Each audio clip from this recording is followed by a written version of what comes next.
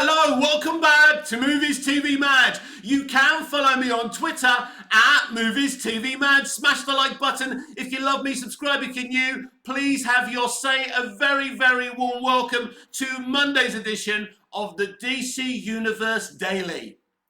The fight for the Snyder Cut proved that when you stand up and you say what you want to say and you're not apathetic and you say, no, this is wrong. I know there's a film out there. I know Snyder shot his movie and I'm going to shout it from the rooftops. As fans, because we stood out and said no, we gave people like Zack Snyder and Ray Fisher a platform to speak out. Without us fighting back, Ray and Zack would never have been able to expose this very, very bad studio. Once a great studio, once a titan of freedom, of integrity, freedom of artistic integrity.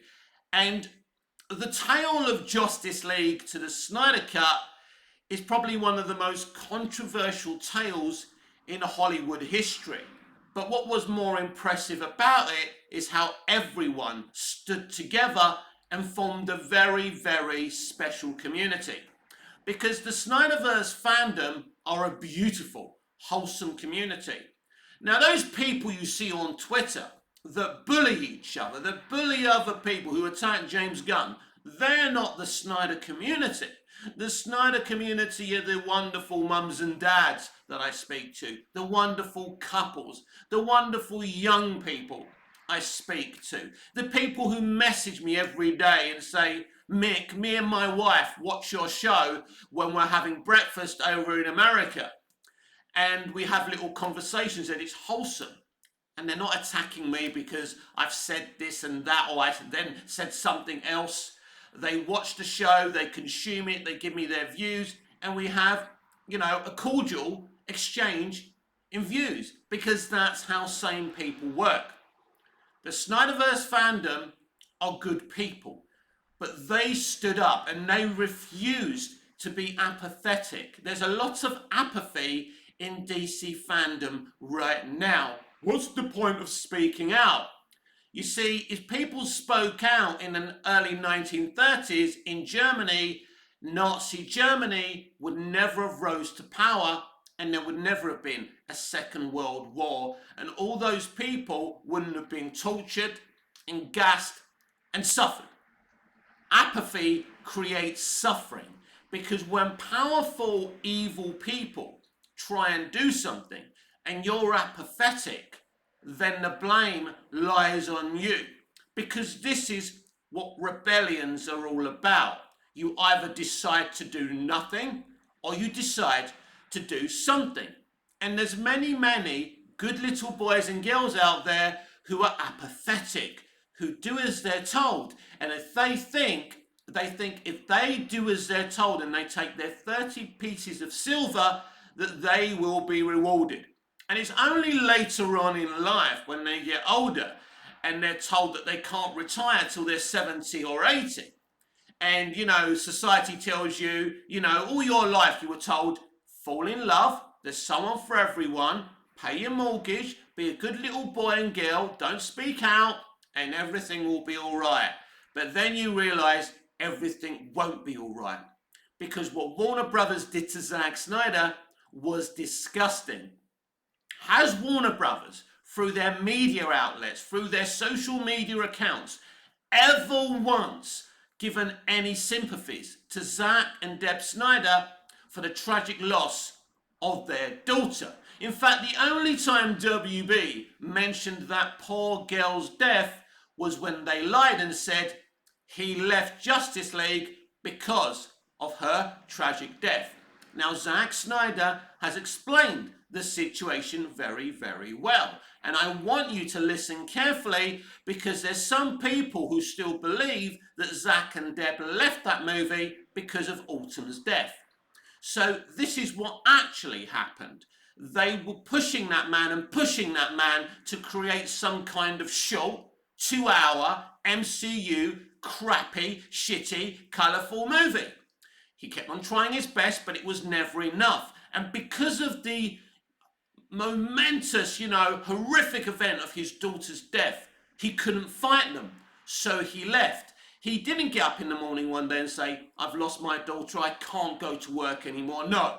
He wanted to finish his movie for the fans. He wanted to edit it together. He wanted it to be on the big screen, and they wouldn't allow him to do what he wanted to do. And he couldn't fight them anymore because he was mourning the death of his daughter. They lied. Not only did they lie of the reason that he moved away from Justice League, they even called Joss Whedon his friend. They even told you, the consumer, with a straight face, that he went and got his good friend Joss Whedon just to finish off the movie. It wasn't Joss Whedon's film, it's still Zack Snyder's film. They tried to sell Justice League as Zack Snyder's movie. It even says directed by Zack Snyder, because it has to say that under the Directors Guild of America ruling. So there's nothing they can do about that, but Joss Whedon's name is there in the credits as one of the writers of the story of that 2-hour horrendous Justice League movie. So we all went to see that horrible, garbage, shit show of a movie. And at first you kind of see it and you see Superman talking to the children, because I'm very slow on the uptake, so I never noticed the upper lip, the horrendous upper lip CGI. I don't know how I didn't, but I didn't notice it until the fans called it out on Twitter. So I'm sitting there watching the movie, and I'm sitting there watching Superman talking to the kids and about the car keys, and I'm thinking, actually, this is kind of a nice scene. This is emotional. This is what Superman's all about, right? That, Whedon's trying to show us what Superman meant to the world. That's okay, right? So in the first half of Justice League, I thought, yeah, this is okay. But as we got deeper and deeper into the movie, I realised that there was something wrong with this film. That no way could Zack Snyder put a piece of shit like this together. And Zack Snyder didn't put a piece of shit like this together. They lied, and they lied, and they lied. And this is very similar to the experience you're going to have with the Flash movie. When you first start the movie off, you're going to say, bloody hell, this is a really good film. This is a great opening. It's very emotional. He's figured out that he can travel in time. He's come up with this crazy idea to change the past. It makes sense. Who wouldn't want to go back in time and make sure their father wasn't, in jail for a crime he didn't commit, especially your own mother's murder? Who wouldn't want to bring their mum back to life? It's very, very logical. The themes in this movie are very relatable in terms of children and their parents, and that is what the Flashpoint graphic novel is all about. I think you can go quite far into the Flash movie and say, damn, this is a really, really good film. I'm loving this. And, especially with the Supergirl character, and Sasha does so well. And there's an element of her relationship with the human race, which I won't give you any spoilers for, but it's very interesting, and it's a bit of a deep cut. She has a certain opinion on the human race, at first, but then she has a kind of different attitude towards the human race. But then you get to that situation when Zod arrives and a certain thing happens, and it happens again, and it happens again, and it happens again, which creates the kind of villain of the actual movie. Again, that's pretty cool. Now, the problem with the Flash movie is the notes that James Gunn gave to that movie. And Justice League is also a movie all about notes, all about studio notes, because, corporate Hollywood doesn't know what makes a good movie and a bad movie. That's why in the good old days, basically movies weren't really about IPs. They were about a director being given a gig, right? Or a director coming to them and saying, I've got a script, I'm going to pitch this idea to you, then you're going to let me make this. That's how it used to work. And, often Most times, the rule of thumb back in the old days was allow the creative to be the creative and allow corporate Hollywood to sell the movie. Everybody knew their role. It's changed now with the trend of IPs. Corporate Hollywood are interfering more and more with the creative process, and that's why the entertainment industry in the West, the English-speaking entertainment industry, Hollywood in particular, are on their knees and they're not making any money because corporate people don't understand the creative process, but they keep on interfering in it because they're nervous about how much money they can make. And the interference in Zack Snyder's Justice League brought them no money whatsoever. That's the irony of the whole situation. And the fans saw what Justice League was. They understood that they were betrayed and the Snyders were betrayed. And we stood up and we said no. And what happens when you stand up against tyranny? You know, a tyrannical force. They set the wheels in motion to try and make a fool out of you. So anyone who stood up and said release the Snyder Cut, the cut exists, were met by Access Media saying there is no cut. Now we had the famous Ben Fritz Wall Street Journal article that really got us all really low. He was asking lots of YouTubers for quotes about the Snyder Cut. He found people who were fighting for the Snyder Cut, people like Chris Wong Svensson of Ping Pong Flicks. Then what did they do, or what did he do? He misquoted Chris and many other YouTubers to make them look like idiots. And then he spoke to people at Warner Brothers, allegedly. Of course, it was a hit piece, to make it look like that we were all a bunch of lunatics and the Snyder Cut absolutely didn't exist. And they nearly won. They nearly brought our apathy back as consumers. But then Zack started speaking out and we were back and we decided not to be apathetic. It's very easy in life to be apathetic. It's peaceful. It's an easy life just to say, oh well, what's the point in fighting?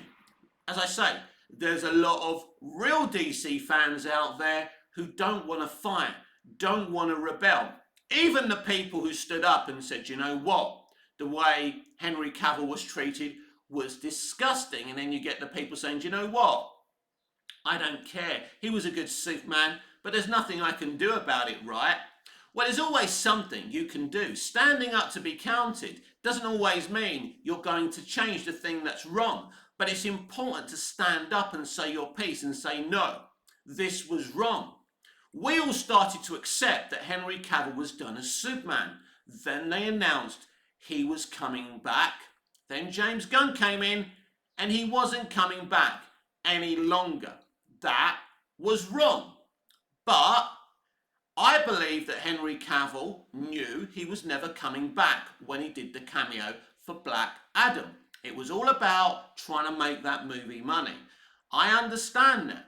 As someone who understands this system, you may not want to hear that Henry Cavill was part of trying to pull the wool out over your eyes, but at the end of the day, Henry Cavill isn't a man with power. He's just an actor. He needs to do as he's told so he can keep on working in this very toxic industry. I will stand by that theory, whether you think that's a conspiracy theory or this, that or the other. It's my right to be free, to say what I fucking want, because this is my platform. And it's not about being popular, it's not about being successful. It's about having a platform and saying your thing, speaking your truth, whatever that truth is. Doesn't make it the universal truth. It doesn't mean everyone has to agree with you. But what they did to Zack Snyder was morally wrong. Now, old Hollywood didn't mind being morally wrong, but now they are lecturing their own audience on morality. This is the industry who is anti-gun, who's fighting for gun control in America, but up to recently was using real guns on their sets and on location. And recently, we know that a young woman who was part of a movie's crew, Rust, died because of this. How can you be anti-guns but have real guns on your sets? I'm sure some illogical person will defend Hollywood for that. But at the end of the day, it's wrong and it's hypocrisy of the very highest level. Hollywood is on its knees for a reason, because we swapped good, talented titans of industry for absolute idiots. And I think what happened with Justice League and the Snyder Cut is the most revealing, exposing thing about New Hollywood. How corrupt they are. And you know, when you think about the role someone like Jeff Johns played in all of this, it's quite upsetting. Jeff Johns was always a man that I looked up to. I still think he's a great comic book writer. But the tactics he used were pretty terrible. And, you know, he was part of what happened to Zack Snyder. You've got to remember, the man lost his daughter when they were screwing him over.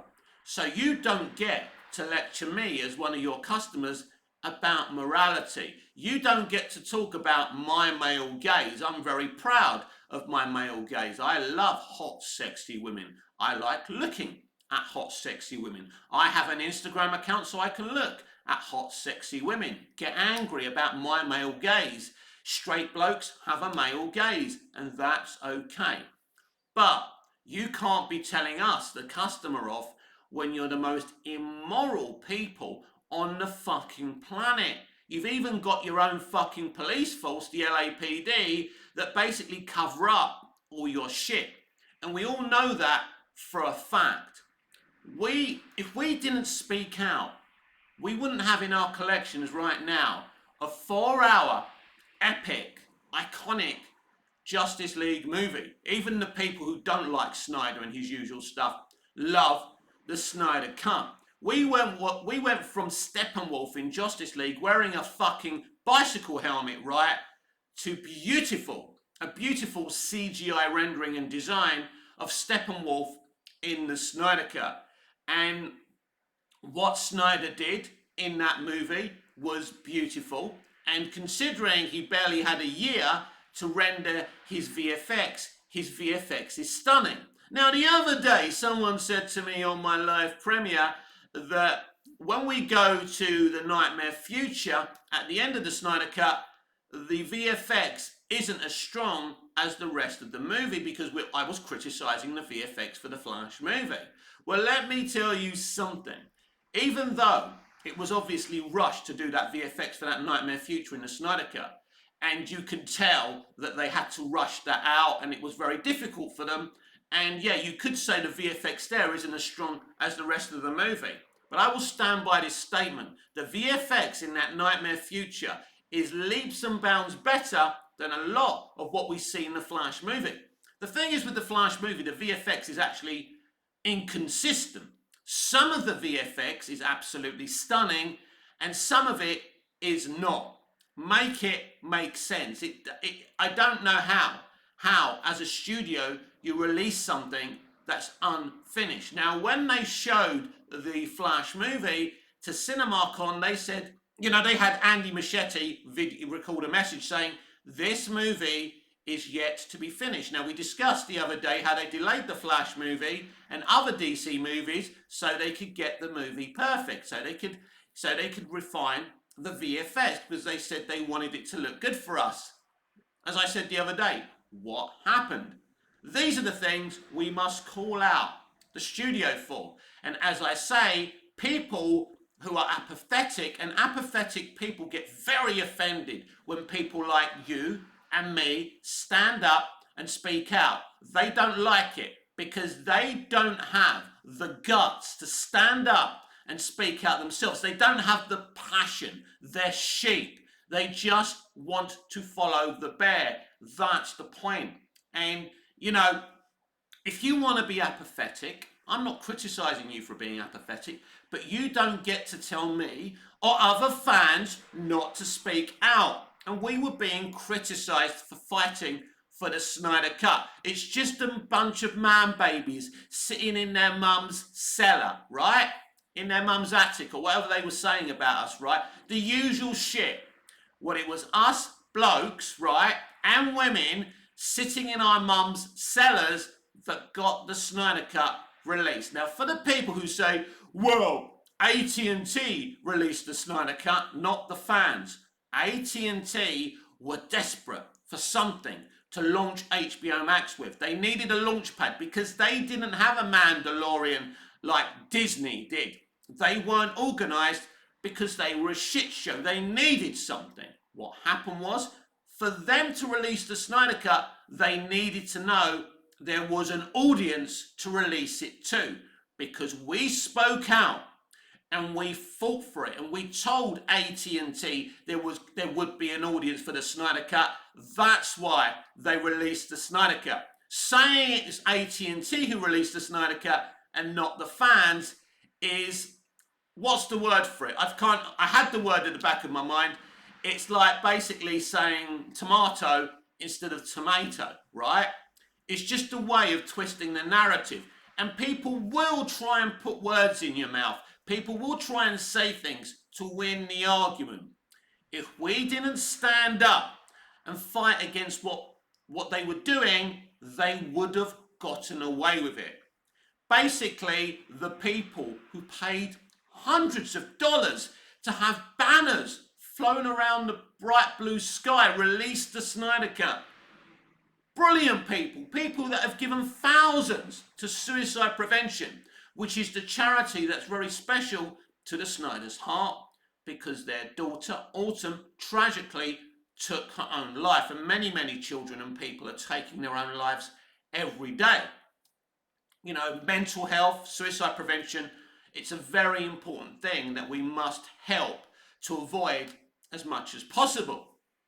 So, brilliant fans who stood up to be counted, and the rewards was we got the Snyder Cut. What was my motivation for fighting for the Snyder Cut? Well, I'm going to tell you what it was. I wanted to see an epic, awesome Justice League movie. I knew the Snyder Cut would be an epic, awesome Justice League movie. Now, I didn't realise it was going to be as good as it ended up being. I had no idea we were going to get as much Darkseid as we did. We didn't get very much Darkseid, but we got enough to kind of realize, because Zack realised him beautifully. Even the relative of the person who created the new gods said it. It was brilliant. The Snyder Cut was brilliantly reviewed because it really is a great accomplishment. And they tried to sell us Justice League instead. And that tells you something. So when you hear people telling you that, the Snyder Cut is this or that, or the Snyderverse is a waste of time and it's not worth fighting for, at the end of the day, it doesn't matter what they say, we got it. We got it because we stood up and we said no. No more. And then people will say to you, that's the only time when people stood up and, rebelled that anything ever happened. Well, since Birds of Prey, the DCEU has been flopping left, right and centre. Why is that? Because fans have been boycotting DC movies. That's why. You think of Birds of Prey, you think of Black Adam, you think of Shazam, Fury of the Gods. We'll see how well or how badly the Flash movie will do. And I think right now, even the projections show me that they don't know how well or how badly the Flash movie is actually going to do. Nobody seems to know. We're going from 70 to 100 million. We started off at 115 to 145 million, which would have been an exceptional opening for this movie. I don't know how well this movie or how badly this movie is going to do. It's a very strange situation. And the people, the analysts, I don't even think the analysts know how badly or how good the Flash movie is going to do. But we're going to find out. I think the first one to see is the Thursday night kind of, initial screenings. And, that'll be interesting how much that movie does. It's going to be a very interesting opening weekend for the Flash movie because Warner Brothers have really, really pushed hard and spent a lot of money, on propaganda for this movie, selling it as one of the best comic book movies ever made. When you make huge statements like that, they can end up being memed. And David Zaslav said that the Flash movie was the best CBM he ever saw. Now, it's a very clever statement because it obviously depends on what other comic book movie media you have seen. Maybe David Zaslav has never seen any other comic book movies before. Because I don't believe, if you've seen them all, you stand there and you say the Flash movie is the best thing ever made. And I think it's going to be very interesting what people think of the Flash movie's ending. I don't think people are going to like that of a post-credit scene. Because these are things that have just been pushed into the movie thanks to Mr. James Gunn. And when we see the movie, and when we can talk about the movie, spoilers and all, well, be very interesting how people decide and what this means for Ezra Miller. Because I think it's very, very interesting if you think about it. And if you have seen that ending, you'll know what I mean. Because there's an ending before the post-credits scene, which kind of tells you really that Ezra Miller really hasn't got a future as the Flash, and that was always going to be the case. Because here's the truth. Ezra Miller is not sorry for their actions. Ezra Miller has been silenced because Ezra Miller worked hard on this film, and they want this film to be a success. So they're behaving.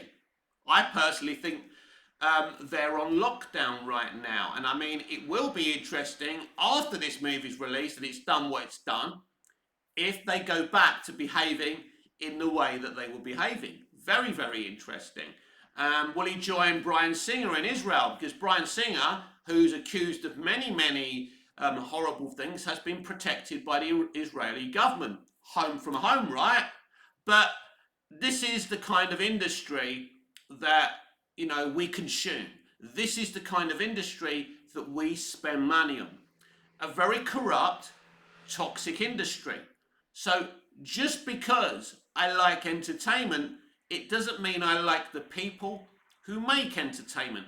Now, as a young man and a young boy, I believed in Hollywood. I trusted Hollywood. I thought Hollywood was a place of magic, a place where dreams came true.